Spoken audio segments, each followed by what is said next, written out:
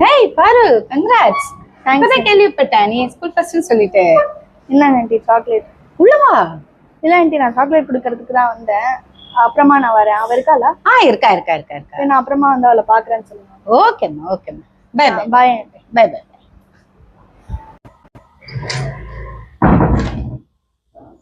பாரு, அவ ஸ்கூல் ஃபர்ஸ்ட்னு சொல்லிட்டு சாக்லேட் கொடுத்துட்டு போறா.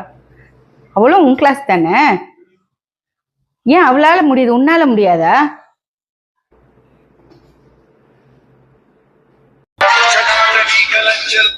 ஹலோ.